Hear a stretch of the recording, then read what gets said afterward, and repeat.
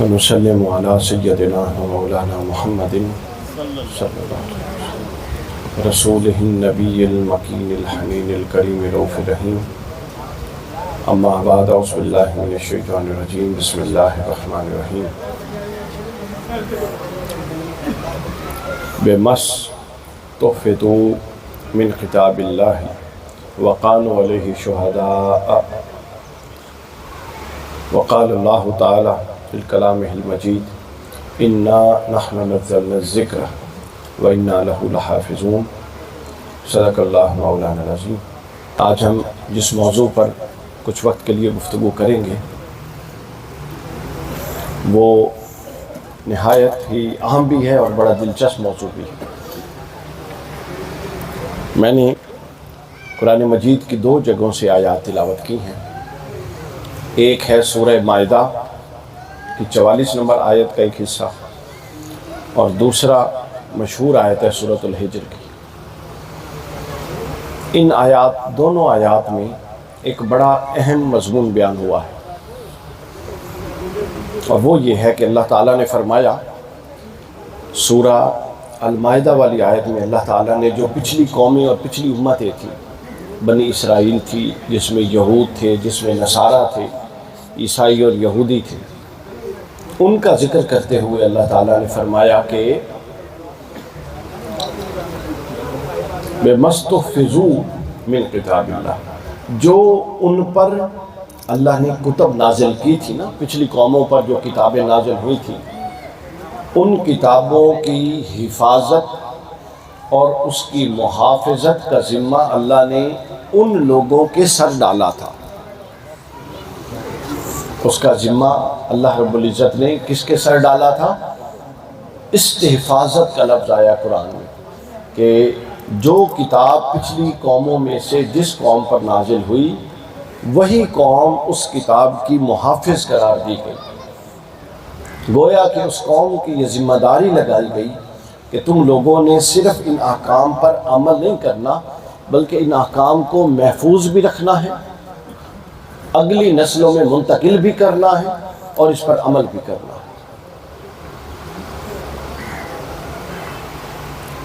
لیکن جب رسول اللہ صلی اللہ علیہ وسلم کی باری آئی تو اللہ تعالیٰ نے کیا فرمایا دوسری آیت کہ انا نحن نزلنا الذکر وَإِنَّا لَهُ لَحَافِظُونَ، کہ بے شک ہم نے ہی اس ذکر کو، قرآن کو نازل کیا اور ہم ہی اس قرآن کے محافظ ہیں. یعنی آپ غور کیجئے کہ پچھلی ساری کتابوں کی حفاظت کا ذمہ ان امتوں پر ڈالا جن پر وہ کتابیں نازل ہو رہی تھیں، اور قرآن مجید کی حفاظت کا ذمہ اللہ تعالیٰ نے اپنے ذمہ کرم پہ لیا، حالانکہ نازل ہم پر ہو رہی تھی. تو باقی کتابوں کی ذمہ داری ان امتوں پر ڈالی، قرآن مجید کی حفاظت کی ذمہ داری کس پر ڈالی؟ اپنے ذمہ رکھی کہ میں محافظ ہوں اس کا اور میں ہی اس کو نازل کرنے والا ہوں. اب اس پر ایک غور طلب بات ہے کہ ایسا کیوں کیا؟ ایسا اس لیے کیا کہ حضور علیہ السلام سے پہلے جتنے انبیاء تھے ان کی جو فکری روایت تھی، اس فکری روایت کا تسلسل، ہمیشہ کی استمرار، اس کو ہمیشہ قائم رکھنا یہ منشا الہی ہی نہیں تھا. ان کی تعلیمات خاص زمانوں کے لیے، خاص مکان کے لیے، خاص شہر کے لیے، خاص تہذیب تمدن کے لیے، خاص علاقوں کے لیے تھی. علاقہ بدلتا، وہاں پر نیا نبی بیٹھا ہوتا ایک ہی وقت میں، وہاں اس کی تعلیمات چلتی. شہر بدلتا، وہاں اللہ تعالیٰ کے کوئی اور نبی تشریف فرما ہوتے، ان کی تعلیمات چلتے. مثلا حضرت ابراہیم علیہ السلام نے مصر سے جب ہجرت کی اور فلسطین میں آئے تو حضرت ابراہیم فلسطین میں گئے، اور حضرت لوط جو حضرت ابراہیم کے بھتیجے تھے، ابراہیم کے بڑے بھائی ہاران کے بیٹے تھے، وہ مصر سے ہجرت کر کے آمورہ اور صدوم کی بستی میں آئے جو کہ اردن کا مشرقی علاقہ تھا. اب فلسطین اور اردن دونوں ہیں عرب علاقے، مگر ایک شہر میں ابراہیم بیٹھے ہیں اور دوسرے شہر میں حضرت لوط بیٹھے ہیں. اسی طرح سورہ یاسین کو پڑھیں، آپ کو نظر آئے گا کہ ایک بستی کی اصلاح کے لیے اللہ تعالیٰ نے 3 نبی کو بھیجا، 3 انبیاء کو بھیجا۔ امام ابن کثیر نے قول بیان کیا ہے کہ ایک وقت زمین پر ایسا بھی رہا کہ بیک وقت 10,000 انبیاء حیات تھے اور مختلف علاقوں میں اپنی اپنی ذمہ داریاں دے رہے ہیں، اور ہر علاقے میں ہر نبی کے اپنے احکام جاری تھے۔ یہ امتیاز اور یہ تخصص صرف حضرت محمد رسول اللہ کے حصے میں آیا کہ جب سے آپ نے زمین پر قدم رکھا اس کے بعد اب قیامت تک جو آئے گا وہ رسول اللہ کی شریعت کا پابند نہیں ہوگا تو جہنم میں جائے گا۔ آپ کی شریعت پر کوئی حد نہیں ہے، آپ کی شریعت پر کوئی زمانہ نہیں ہے۔ یہ نہیں ہے کہ آپ پاکستان میں تو آپ کی شریعت پر عمل ہوگا، ہندوستان میں نہیں ہوگا، یہ نہیں ہے کہ سری لنکا میں نہیں ہوگا، یہ نہیں ہے کہ فلاں علاقے میں نہیں ہوگا، بلکہ جہاں تک اللہ کی زمین ہے اب وہاں تک حضرت محمد رسول اللہ کی شریعت ہے۔ بلکہ میں آپ کو اس سے بھی اگلی ایک بات بتاؤں، آپ کہتے ہیں نا جی نیک کام کر رہے ہیں، اسی کہتے ہو نا جی اچھا کام ہے، نیک کام ہے، نیک کام دی تعریف کی ہے دسو کسے کام دے نیک ہونے دا مطلب اور دی تعریف یہ ہے کہ حضور علیہ السلام دے عمل دی تائید انہوں حاصل ہو جاوے تو کام اچھا ہوئے اندر نیک ہوئے، اور بے شک تواڈی نظر چھے کام جتنا بھی نیک ہوئے اگر اس کو تائید محمد رسول اللہ نہیں ہے وہ آپ کی نظر میں تو اچھا ہو سکتا ہے، اللہ کی نظر میں وہ نیکی نہیں ہے۔ اللہ کی نظر میں نیکی پتہ کون ہے؟ جو حضور صلی اللہ علیہ وسلم نے کی اور آپ نے حضور کو دیکھ کر کرنی شروع کر دی۔ تو لہٰذا میں یہ عرض کر رہا تھا کہ پچھلی امتوں میں جو احکام تھے وہ مقرون بالزمان بھی تھے اور مقرون بالمکان بھی تھے، جس کی میں نے وضاحت کر دی۔ وہ زمانوں میں بھی پابند تھے اور علاقوں میں بھی پابند تھے، شہروں میں ہر شہر میں نئی شریعت، مگر رسول اللہ صلی اللہ علیہ وسلم کے آنے کے بعد آپ نے فرمایا میں جمیع انسانیت کے لیے رسول ہوں۔ تو گویا آپ کی فکر جو رسول اللہ نے فکر دی وہ فکر، اس فکر کی دائمیت، اس کی ہمیشگی، اس کا استمرار، اس کا ہمیشہ باقی رہنا اللہ کو منظور تھا، لہٰذا اور پچھلوں کا ہمیشہ باقی رہنا اللہ کی منشا ہی نہیں تھی، لہٰذا اللہ نے فیصلہ کیا کہ تم اپنے احکام کی خود حفاظت کرو گے جہاں تک کر سکو، اور جو محمد رسول اللہ کی شریعت ہے اس کی حفاظت بندوں کے سر ہے ہی نہیں، میں خود کروں گا اور تب تک ہے جب تک پھر میں ہوں۔ تو لہذا حضور کی شریعت کو دائمیت حاصل ہے، اس نقطے کو سمجھ لیا۔ حضور اسلام کی شریعت کو کیا حاصل ہو گئی؟ دائمیت حاصل۔ اب جب یہ نقطہ آپ لوگوں کو سمجھ آ گیا کہ حضور اسلام کی شریعت اور آپ کے احکام قیامت تک باقی رہنے ہیں، کیوں رہنے ہیں بھائی بولو نا؟ کیونکہ اللہ نے ذمہ نہ لیا تھا رہنے۔ تو اب اگلا سوال یہ پیدا ہوا، بس ہم نے مختصر بات کرنی، آپ نے ساتھ لینا میرے۔ اگلا سوال یہ پیدا ہوا کہ اللہ نے یہ احکام اور ان احکام کی حفاظت کے لیے خود آسمان سے زمین پر اترنا ہے اور کہنا ہے کہ میں حفاظت کروں، یا اللہ نے اپنے زمین پر چلتے پھرتے بندوں میں سے چند کو چن لینا ہے اور ان کو کہنا ہے کہ حفاظت تم کرو گے لیکن میں نے قرآن میں لکھ دیا ہے کہ میں کروں گا، وہ جو میرا کام ہے وہ میرے بہاف پہ اور میری نیابت میں تم کر رہے ہو۔ سیدی مرشدی یا نبی یا نبی، سیدی مرشدی یا نبی یا نبی، غلام ہے غلام ہے رسول کے غلام، یہ رسول میں جو ہو نہ عشق مصطفیٰ۔ تو اب آپ نے یہ دیکھنا ہے کہ اللہ نے ذمہ داری لی اور یہ بات قرآن مجید سے ہم نے طے کر لی۔ اب یہ جو ذمہ داری اللہ نے بیان فرمائی ہے کہ میرے ذمے ہے، کیا یہ اللہ کی شان کے لائق ہے کہ وہ خود زمین پر آ کے اس ذمہ داری کو نبھائے؟ نہیں، اس نے اپنے جتنے مناسب بیان کیے ہیں اور جتنی صفات بیان کی ہیں ہر صفت کے اظہار کا ایک قانون رکھا ہے۔ مثلا اللہ کہتا ہے نا کہ وہ رزاق ہے، رزق دیتا ہے۔ اللہ تو علاوہ بھی کوئی رزاق ہے نہیں، لیکن تسی بند کر دیو کمرے، باہر ہی نہ نکلو، نہ کام کرو نہ جاب کرو، کچھ اسباب ہی نہ کرو اور کہو کہ اللہ نے لکھے اللہ رزاق ہے۔ اللہ تواڈے تو شان رزاقیت کا اظہار کرے گا؟ نہیں کرے گا۔ اس نے رزاق ہونا محنت اور کوشش کی جد و جہد کے ایک نظم کے ساتھ جوڑ دیا ہے. لہٰذا اب جو جد و جہد کرے گا رزاق اللہ ہے، مگر جو جد و جہد کرے گا اللہ تعالیٰ اس پر اپنا رزاق کو نوازے کر دیتا ہے کہ میں رزاق ہوں. اور وہ کہتا ہے دیکھو اللہ کیسے دے رہا ہے. پھر مجھے ایک بات بتائیں، ہادی کون ہے؟ ہدایت کون دیتا ہے؟ بولو بھائی، کوئی بندہ بھی ہدایت دینے والا ہے؟ نہیں. یہ ہدایت کون دیتا ہے؟ اللہ دیتا ہے. تو یہ ایک بات بتائیں کہ کیا آپ میں سے کتنے ہیں جن کے پاس اللہ خود آیا ہدایت دینے کے لیے؟ کسی کو اللہ آیا ہدایت دینے؟ نہیں آیا. بزرگ ہنس رہے ہیں، نہیں نہ آیا. تو پھر ہدایت بھی آئی ہوئی ہے تو اللہ بھی براہ راست نہیں آیا. آپ لوگ اگر تھوڑی دیر تشریف رکھیں نا تو ہم بات پوری کر لیں، بات سمجھ لیں جس مقصد کے لیے آئے ہیں. یہ باقی چیزیں ہوتی رہیں گی، ذرا تسلی سے بیٹھ جائیں. میں یہ کہہ رہا تھا کہ آپ لوگوں کا دعویٰ ہے کہ سانو ہدایت بھی مل گئی ہے اور اللہ بھی نہیں آیا، تو ہادی تو صرف اللہ ہے. تو پھر یہ کیسے ہو گیا کہ خود تو آیا نہیں ہدایت؟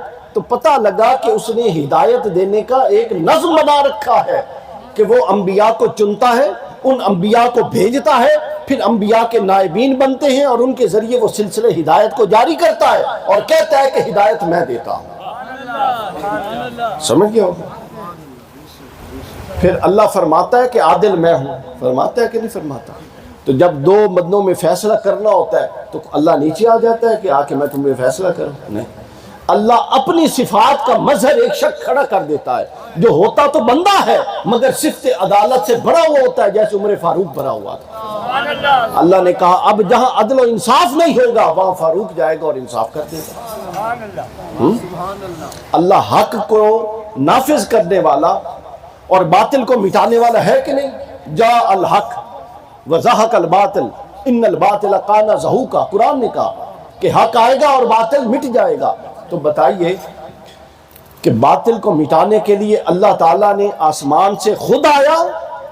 نہیں، بلکہ اللہ نے مولا علی کو کھڑا کر دیا، حسین ابن علی کو کھڑا کر دیا اور کہا کہ مٹانا میں نے ہے لیکن تلوار تمہاری استعمال ہوگی. گل سمجھے ہو؟ اللہ نے فرمایا کہ مٹانا، اللہ تعالیٰ نے یہ فرمایا کہ مٹانا میں نے ہے، مگر کیسے مٹاؤں گا؟ یہ میری شان کے خلاف ہے کہ میں ہر کام کے لیے اپنی قدرتی مداخلت کے ذریعے خود آ جاؤں. یہ میری شان سے ورا ہے. میں اپنی اس صفت کا مظہر بندہ کھڑا کر دیتا ہوں اور اس کے ذریعے وہ کام کروا دیتا ہوں. سبحان اللہ. آپ لوگ، مجھے بار بار یہ ڈسٹربنس ہو رہی ہے، آپ لوگ اگر تشریف رکھ لیں ہم بات کر لیں پلیز.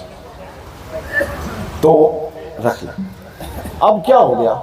اب آپ ساری بات سمجھیں کہ اللہ تعالیٰ اپنی جتنی صفات بیان کرتا ہے اس صفات کو عملی جامہ پہنانے کے لیے اس نے اس کا ایک نظام بنا رکھا ہے. جیسا کہ میں نے بتا دیا کہ عدل کرنا ہو تو وہ کسی کو بھیج دیتا ہے، اس کو فاروق بنا دیتا ہے. حق کو اٹھا کے پھر باطل کو مٹانا ہو تو وہ حسین ابن علی کو بھیج دیتا ہے. ٹھیک ہے، اب یہ اس کا اپنا طریقہ کار ہے. جب فرعون کھڑا ہوتا ہے تو وہ موسیٰ کو بھیج دیتا ہے، حالانکہ وہ خود بھی آ سکتا تھا اور فرعون کو مار سکتا تھا، مگر اس نے کیا کیا کہ نہیں، فرعون ہلاک ہوا موسیٰ کے ہاتھ سے. جب نمرود کو مارنا تھا اور اس نے دعویٰ کیا تو وہ خود بھی مار سکتا تھا، لیکن نہیں، نمرود کو ہلاک کروایا اس نے ابراہیم کے ہاتھ سے. تو یہ ہمیشہ سے اس کا طریقہ کار رہا کہ وہ اپنی صفات کا اظہار اپنے بندوں کے ذریعے کرتا ہے. تو لہٰذا یہ جو اللہ نے ہم سے وعدہ کیا ہے نا دوستان گرامی کہ اللہ تعالیٰ رسول اللہ صلی اللہ علیہ وسلم کی شریعت، قرآن اور رسول اللہ کے احکام کا محافظ ہے، یہ بھی اللہ نے براہ راست مداخلت سے نہیں کرنا، بلکہ اللہ اپنی ان صفات کا مظہر اپنے وہ کامل بندے کھڑے کر دے گا. جو چلیں گے تو لگے گا سنت رسول چل رہی ہے، جو بولیں گے تو لگے گا کردار رسول بول رہا ہے. اس کے لیے اللہ اولیاء اور صالحین کو ہمارے یہاں بھیج دیتا ہے. پائیدار ختم نبوت زندہ باد. اب آپ سمجھ گئے؟ ختم نبوت زندہ باد. اسی طرح کے بزرگ صاحب مزار جن کے عرس پر آج ہم حاضر ہیں، اللہ نے یہ نظام پھیلا دیا. 1,24,000 انبیاء آپ نے سنے ہوئے ہیں، کم و بیش، تعین تعداد کا نہیں ہے ہمارے پاس. پھر ہر نبی کو اولیاء دیے جاتے رہے، لیکن حضور نے فرمایا کہ میری امت کے جو اولیاء ہیں یہ اپنے مقام و مرتبے میں اتنے بلند ہوں گے، اتنے اعلیٰ ہوں گے کہ گویا کہ ان کو جب قیامت کے دن یہ اٹھیں گے اور کھڑے ہوں گے تو یہ پچھلی امتوں کے انبیاء کی طرح کا مقام و مرتبہ رکھیں گے۔ کیوں؟ چونکہ یہ وہ کام کر رہے ہوں گے جو پچھلی امتوں میں انبیاء کیا کرتے۔ تو گویا اللہ تعالیٰ نے یہ والا جو کام تھا قرآن کی حفاظت کے لیے دو طبقات کھڑے کر دیے، ایک طبقہ علماء اور ایک طبقہ صوفیہ۔ علماء کے ذریعے علم کتاب کو منتقل کرایا اور صوفیاء کے ذریعے سے سیرت محمدی کو منتقل کروایا۔ تخصصات ہے نا، یہ دنیا تخصصات کی اسپیشلائزیشن کی ہے۔ ایسا نہیں ہے کہ علماء سیرت محمدی سے آ رہی ہیں، ایسا نہیں ہے، اور صوفیاء علم کتاب سے آ رہی ہیں، ایسا نہیں ہے۔ دونوں میں ہے، مگر ہر ایک میں کوئی پہلو غالب کر دیتا ہے وہ۔ کسی ایک کو مثلا آپ دیکھیں نا، ایک میٹرک کا اسٹوڈنٹ ہے، وہ 8 کے 8 مضامین کا پیپر دیتا ہے، لیکن کسی ایک میں وہ ٹاپ کر جاتا ہے، 100% لے لیتا ہے، تو وہ کہتے ہیں کہ اس میں یہ مخصص ہے، یہ خاص مرتبہ رکھتا ہے۔ تو اسی طرح اولیاء اللہ کو اللہ تعالیٰ نے سیرت محمدی کے انتقال کے لیے خاص کیا۔ اب سوال یہ ہے کہ اولیاء کو خاص کیوں کیا؟ بس اب ہم نے 2 سوال قائم کر کے ان کے جواب لے لیا۔ اب آخری سوال کہ وہ اولیاء ہی کو سیرت نبی کو منتقل کرنے کے لیے کیوں چنتا ہے؟ پھر ہم کیوں ان اولیاء کے پاس آنے پر مجبور ہوتے ہیں؟ آپ میں سے کوئی بھی خود نہیں آیا، ہر ایک کو اللہ اپنے اس نظم کے تحت یہاں لایا ہے، تو پھر ہم کیوں ان کے پاس جانے کو مجبور ہوتے ہیں؟ اب یہ نقطہ سمجھنا ہے، آپ نے غور سے سننا۔ وجہ یہ ہے کہ حضرت بایزید بسطامی رحمۃ اللہ علیہ فرماتے ہیں کہ اللہ تعالیٰ دن میں 70 بار بندہ مومن کے دل کی طرف دیکھتا ہے، اور جب وہ دیکھتا ہے کہ میرے بندے کے دل میں میرا غیر بیٹھا ہوا ہے، گناہ ہے، اللہ کی محبت سے بڑھ کے کسی اور کی محبت ہے، کوئی بھی حرام کام ہے، کسی بھی حرام کی طلب ہے، کوئی بھی حرام ہے، وہ آنکھوں کا حرام، وہ نگاہ کا، وہ کانوں کا حرام، وہ لقمہ حرام، وہ تصورات کا حرام، وہ ہاتھوں کی طرف بڑھتا ہوا حرام، وہ پاؤں بڑھا کے جاتا ہوا حرام، کوئی بھی ایسا جو اللہ کا غیر ہے، جس کی اللہ سے دشمنی ہے، جب اللہ دیکھتا ہے کہ اس کے دل میں تو میرا غیر بیٹھا ہوا ہے اور اس نے تو اپنے دل میں میرے غیر کو جگہ دی ہوئی ہے، تو اللہ کی غیرت کا یہ تقاضا ہے کہ جہاں اس کا غیر ہے وہاں وہ خود نہیں آتا، وہاں وہ نہیں آتا۔ حضرت امام شافعی کے پاس ان کا ایک اسٹوڈنٹ آیا اور وہ کہتا ہے کہ حضرت میں جو پڑھتا ہوں، امام وقی، میں جو پڑھتا ہوں وہ بھول جاتا ہوں۔ امام شافعی نے فرمایا گناہ کرنے چھوڑ دو۔ اب وہ بڑا حیران ہوا کہ پڑھنا اور بھولنا یہ تو ایک ذہنی مشق ہے، دماغی مشق ہے، تو امام فرما رہے ہیں گناہ کرنا چھوڑ دو، اس کا کیا تعلق؟ تو امام شافعی نے فرمایا بیٹا یہ جو علم دین ہوتا ہے یہ اللہ کا نور ہوتا ہے۔ کیا ہوتا ہے؟ اللہ کے نور، انوار الہیہ جو آسمان سے اترتے ہیں ان میں سے ایک نور ہے علم دین۔ تو کہا کہ تم اگر انسان ہو کر اتنے سمجھدار ہو کہ ایک ایسا برتن جس میں گندگی ڈلی ہوئی ہو، پیشاب کی چند قطرے ہو، تم اس میں دودھ لیتے ہو؟ وہ کہتا ہے جی نہیں لیتا، وہ تو سارا دودھ ہی ضائع ہو جائے گا، کسی کام کا نہیں رہے گا۔ تو امام نے فرمایا کہ اگر تجھ میں اتنی عقل ہے کہ تو ناپاک برتن میں دودھ نہیں ڈالتا تو اللہ تعالیٰ ناپاک برتن میں اپنا وہ نور کیسے ٹھہرا سکتا ہے؟ اب وہ نور تھوڑی دیر کے لیے آتا ہے جب تو کوشش کرتا ہے، اب وہ نور تھوڑی دیر کے لیے آتا ہے کہ تو کوشش کر رہا ہے، مگر جب وہ نور اندر داخل ہوتا ہے تو وہ کہتا ہے یہاں تو ساری ہی گندگی ہے، وہ پھر واپس پلٹ جاتا ہے، جس کو انہوں نے کیا تعبیر کیا؟ بھول جانے سے۔ تو لہٰذا صاحبان یہ بات ذہن نشین رکھ لیجئے کہ اللہ تعالیٰ 70 بار پلٹتا ہے آسمانوں سے زمین کی طرف، بندہ مومن کے دل کو دیکھتا ہے۔ اب ایک طرف تو یہ بندہ ہے جس نے اپنے دل کو اللہ کے غیر سے سجا کے رکھا ہوا ہے، اللہ کا غیر ہے اس کے دل میں، اور دوسری طرف ایسا بھی بندہ ہے کہ اللہ پلٹ کے دیکھتا ہے اور اس کا دل خالی ہوتا ہے، اس کے دل میں کوئی بھی نہیں ہوتا۔ اللہ ملائکہ سے گفتگو فرماتا ہے کہ تم دیکھو یہ انسان ہے، تم دیکھو یہ کون ہے، بھائی توجہ میری طرف رکھیے، یہ انسان ہے، اس کے ساتھ میں نے خواہش لگائی، اس کے ساتھ میں نے نفس لگایا، اس کے ساتھ میں نے غرض و غایت لگائی، اس کی بھی ضروریات ہیں، مگر اے ملائکہ تم دیکھتے ہو کہ اس نے اپنے دل میں میرا غیر کوئی نہیں بسایا ہوا۔ تو وہ ملائکہ کہتے ہیں کہ باری تعالیٰ ایسا کیوں ہے؟ اللہ فرماتا ہے ایسا اس لیے ہے کہ یہ میرا سچا طالب ہے، یہ میرا سچا طالب ہے۔ پھر حضرت بایزید فرماتے ہیں کہ اس شخص کے دل میں جس میں غیر اللہ نہیں ہوتا، اللہ فوراً نہیں آ جاتا، پھر اللہ کچھ وقت کے لیے اس کو آزماتا ہے کہ اس نے اگر دل میرے لیے خالی کیا تو یہ کتنا عرصہ خالی رکھتا ہے۔ کہیں ایسا تو نہیں کہ تھوڑی سی مشکلات آئیں، تھوڑی سی آزمائش آئی تو پھر غیر اللہ کی طرف پلٹ گیا۔ جب اللہ دیکھتا رہتا ہے کہ ہاں اب یقین ہو گیا کہ یہ اتنا استقامت والا ہے کہ اس کے دل میں آنا ہے تو میں نے ہی آنا ہے، یہ میرے علاوہ کسی کو جگہ دینے کو تیار نہیں، تو بازید فرماتے ہیں پھر اللہ اس کے دل میں آ کے صرف آتا ہی نہیں بلکہ آ کے قیام کر لیتا ہے۔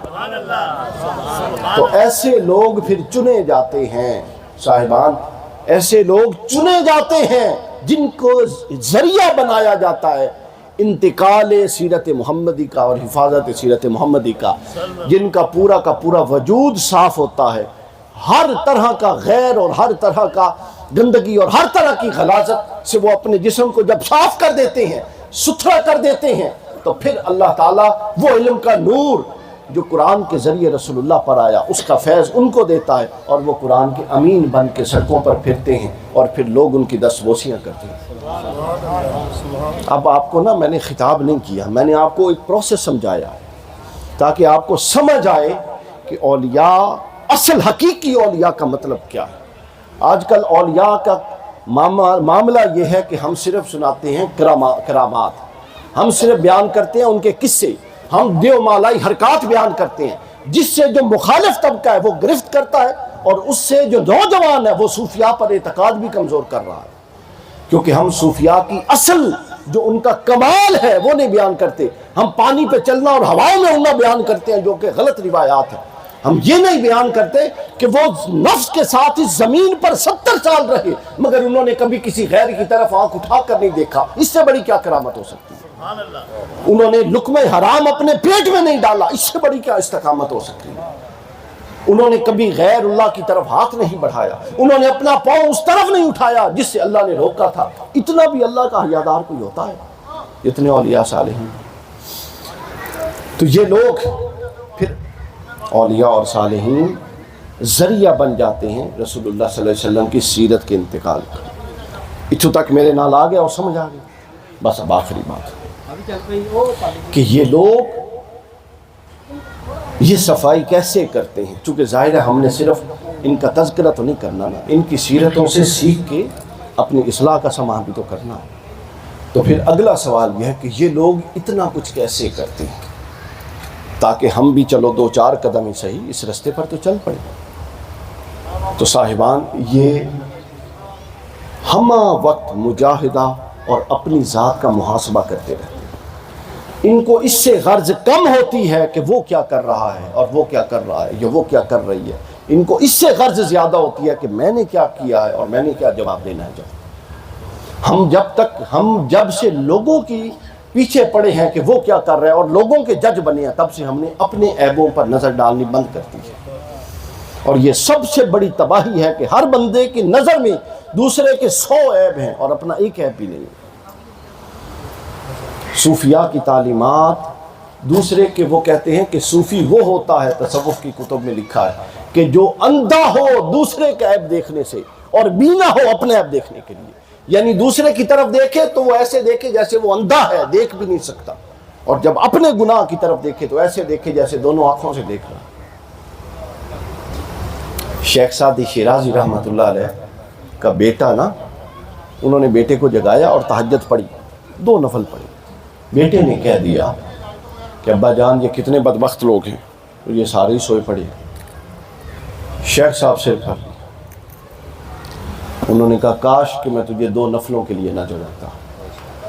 کیونکہ تیرے 2 نفل قبول ہوئے یا نہیں ہوئے یہ تو مجھے معلوم نہیں ہے، مگر یہ جو تو نے اتنے مسلمانوں کے بارے میں بدگمانی کر دی یہ یقیناً کتاب میں لکھی گئی ہے۔ اب تجھے اس کا حساب دینا ہے قیامت کے دن کھڑے ہو کے۔ اللہ کہے گا کہ تو نے یہ جملہ کیسے کہا، ادھر جتنے لوگوں کے بارے میں کہا وہ کھڑے ہوں گے کہ باری تعالیٰ اس نے میرے بارے میں یہ کہا، اس سے اس کا حساب لے۔ اور حضور نے فرمایا، حدیث صحیح ہے کہ قیامت سے کچھ لوگ اپنی قبروں سے اٹھیں گے تو ان پر تہامہ پہاڑ، بہت بڑا عرب کا پہاڑ تھا، فرماتے ہیں تہامہ پہاڑ جتنی نیکیاں ہوں گی، لیکن اس کا مطلب ہے وہ نیک ہوں گے، گناہگار تو تھے نہیں، نیکیوں کا پہاڑ ہے نا، تو نیک ہی ہوں گے نا جی۔ وہ چلیں گے تو فرمایا ان کے پیچھے لوگوں کا قطار ہوگی۔ پوچھا یا رسول وہ کون ہوں گے؟ فرمایا وہ ہوں گے جس میں سے کسی کا حق مارا تھا، اس نے نیکیاں کرتا تھا مگر کسی کا حق مارا، کسی کی غیبت کی، کسی پر الزام لگایا، وہ سب پیچھے ہوں گے کہ باری تعالیٰ دنیا میں ہم اس سے بدلہ نہیں لے سکے، آج ہمیں بدلہ لے کر۔ تو اللہ تعالیٰ اس پہاڑ سے نیکیاں اٹھائے گا اور ان بدلے والوں کو دیتا جائے گا، حتیٰ کہ حضور نے فرمایا اس کا وہ پہاڑ جتنی نیکیاں ختم ہو جائیں گی اور ابھی بدلہ لینے والے وہاں پر کھڑے ہوں گے۔ وہ کہیں گے کہ باری تعالیٰ اب نیکیاں ختم ہو گئی ہیں، بدلہ تو ہمیں چاہیے، اگر آج بھی انصاف تو نے نہیں کرنا تو کب ہوگا؟ اللہ فرمائے گا آج انصاف ہوگا۔ پھر اللہ فرمائے گا کہ اب اس کے پاس چونکہ دینے کے لیے تو نیکیاں ہیں نہیں، تو لہٰذا یوں کرتے ہیں اب اس حساب میں جتنا انہوں نے تیرے ساتھ زیادتی کی ہے تیرے گناہ اس پر ڈالتے جاتے ہیں، چونکہ عدل کرنا ہے تو گناہ اس پر ڈلیں گے۔ تو چلتے چلتے وہ شخص، حضور رو رہے تھے جب یہ بیان فرما، تو جو شخص نیکیوں کا پہاڑ لے کے قبر سے اٹھا تھا وہ گناہوں کے پہاڑ کے ساتھ جب پل صراط پہ آئے گا تو جہنم میں گر جائے گا۔ تو لہٰذا صاحبان، لوگوں کی گناہوں اور لوگوں کے عیوب کو تلاش کرنا چھوڑ دیجیے۔ یہ صوفیاء اسی لیے اللہ کے منتخب بندے ہیں کہ وہ لوگوں کے عیب نہیں دیکھتے بلکہ صرف اپنے عیب دیکھتے ہیں، اور یہیں سے اصلاح کا آغاز ہوتا ہے۔ یہ مجاہدہ کا پہلا قدم ہے، یہاں سے اصلاح کا آغاز ہوتا ہے۔ مولانا روم رحمۃ اللہ علیہ نے فرمایا، انسان کو نصیحت کرتے ہوئے نا، مثنوی میں ایک حکایت بیان کی، بہت پسند ہے مجھے، بہت پسند ہے، مغز ہے، قرآن کا مغز ہے یہ حکایت۔ مولانا روم فرماتے ہیں کہ انسان تو محنت تو بہت کرتا ہے اور غلہ کما کے لاتا ہے، نیکیوں کو نا انہوں نے غلہ گندم سے تشبیہ دی، تو اس کی بوریاں کندھے پہ لا کے رکھتا ہے، پھر جاتا ہے اور لے آتا ہے، لیکن اے انسان جس گودام میں وہ بوریاں رکھتا ہے وہاں چوہوں کے دروازے بند نہیں کرتا، تو اگلی بوری لاتا ہے، پچھلی بوری چوہے کھا چکے ہوتے ہیں۔ وہ چوہے کیا ہیں؟ وہ غیبت ہے، وہ چغلی ہے، وہ گناہ ہے، وہ یہ سارے معاملے۔ تو لہٰذا جتنا کوشش نیکیاں کرنے کی کرنی ہے اتنی کوشش پھر نیکیاں بچانے پر بھی کرنی ہوتی ہے۔ صوفیاء صرف نیکیاں کرتے نہیں ہیں بلکہ صوفیاء نیکیاں کر کے نیکیوں کو بچانے پر بھی عمر صرف کرتے ہیں، تو وہ چونکہ پیکر بن جاتے ہیں نیکیوں کا تو پھر عرش سے ان کی قبولیت ہوتی ہے اور پھر ان کے ذریعے اللہ تعالیٰ اپنے دین کے احکام آگے پہنچاتا ہے۔ تو یہی کچھ آپ نے بھی کرنا ہے، اصلاح اور اپنی اصلاح۔ لوگوں کے عیوب کو چھوڑیں، اپنی اصلاح کی طرف جائیں، اپنے نفس پر نظر رکھیں۔ جس طرح اندھیرے کمرے میں لیمپ جلائیں نا تو وہ خاص ایریے کو فوکس کرتا ہے، یوں نظر رکھیں اپنے نفس پر اور اپنے اعمال پر۔ اللہ تعالی ہمیں اصلاح کی طرف چلنے کی توفیق عطا فرمائے۔